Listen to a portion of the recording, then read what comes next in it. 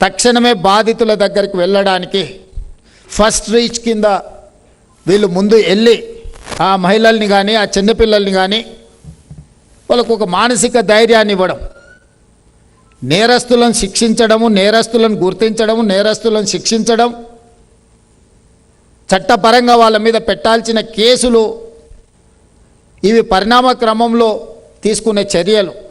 కానీ తక్షణమే బాధితులకు ఒక మానసిక భద్రత కల్పించడానికి ఈ ప్రభుత్వం, ఈ సమాజం నా పట్ల వివక్షతో లేదు, ఈ ప్రభుత్వం, ఈ సమాజం నా గౌరవాన్ని కాపాడడానికి ప్రయత్నం చేస్తుంది, నాకు సమస్య వచ్చినప్పుడు నా పక్కన నిలబడుతుంది, నాకు అవమానం జరిగినప్పుడు అవమానం చేయడానికి పాల్పడే వాళ్ళను శిక్షిస్తుంది అనే ఒక నమ్మకాన్ని, విశ్వాసాన్ని మన ప్రభుత్వం కల్పించాలనుకుంటుంది.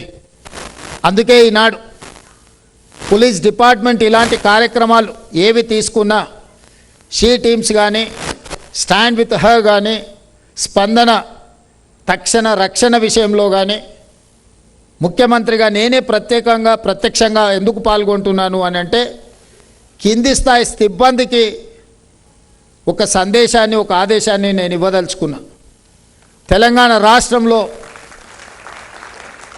మహిళా భద్రతకు అత్యంత ప్రాధాన్యత ఉన్నది, చిన్నపిల్లల రక్షణకు ఈ ప్రభుత్వం ప్రాధాన్యత ఇస్తుందని ఒక సందేశాన్ని ఇవ్వాలి అనే ఆలోచనతోని ఈరోజు రాష్ట్ర ప్రభుత్వ బాధ్యత కలిగిన ముఖ్యమంత్రిగా ఈ కార్యక్రమాల్లో నేను పాల్గొంటున్నా.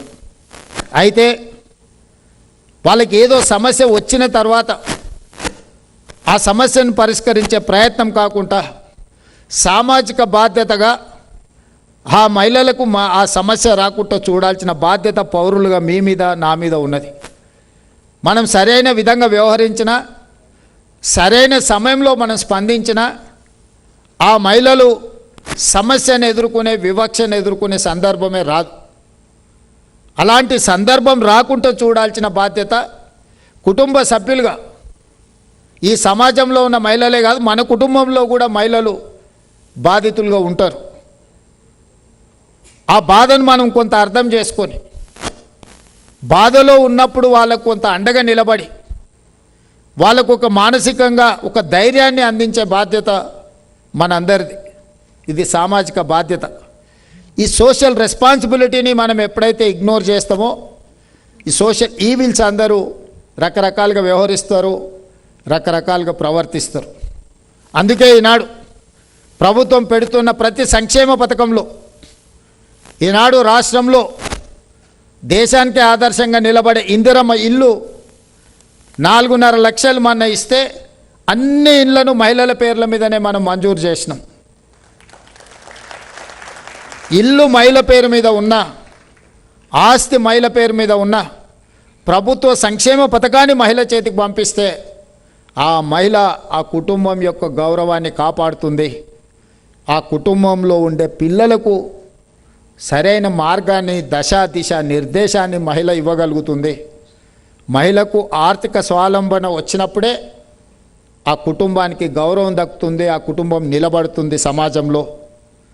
ఈరోజు ఆ బాధ్యతను, ఉమెన్ ఎంపవర్మెంట్ పలకడానికి సింపుల్ వర్డ్ ఉండొచ్చు, కానీ దాన్ని అమలు చేస్తే ఈరోజు తెలంగాణ రాష్ట్రంలో 67 లక్షల మంది స్వయం సహాయక సంఘాల మహిళా సభ్యులు ఉన్నారు.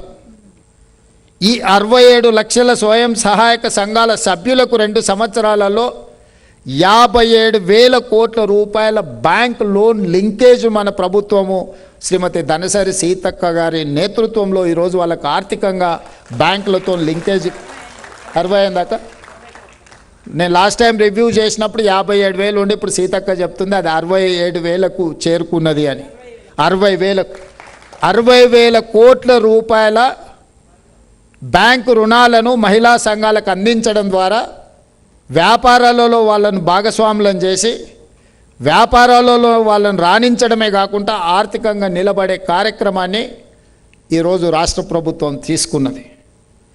ఈరోజు మహిళలకు, ఈ రాష్ట్రంలో ఉన్న 1 కోటి మంది మహిళలకు గతంలో ఇచ్చిన బతుకమ్మ చీరల గురించి నేను మాట్లాడాను, కానీ 1 కోటి మంది ఆడబిడ్డలకు సారె పేరు మీద చీర పెడితే ఈరోజు వాళ్ళందరూ పండుగ రోజు కట్టుకున్నట్టుగా ఆ చీరలు కట్టుకొని ప్రభుత్వ కార్యక్రమాలలో పాల్గొంటున్నప్పుడు మహిళలను ఇవ్వాల్సిన గౌరవము రాష్ట్ర ప్రభుత్వం బాధ్యత నిర్వహించింది అని నేను భావిస్తున్నా. అదేవిధంగా ఈ రాష్ట్రంలో 10,000 ఆర్టీసీ బస్సుల్లో 28 నెలల్లో మహిళలకు మహాలక్ష్మి పథకం ద్వారా ఉచిత ప్రయాణాన్ని అందిస్తే ఈ 28 నెలలల్లా రాష్ట్ర ప్రభుత్వము మహిళల యొక్క ఉచిత బస్సు ప్రయాణానికి 10,000 కోట్ల రూపాయలు ఖర్చు పెట్టిన రాష్ట్రం ఈ దేశంలోనే తెలంగాణ రాష్ట్రం.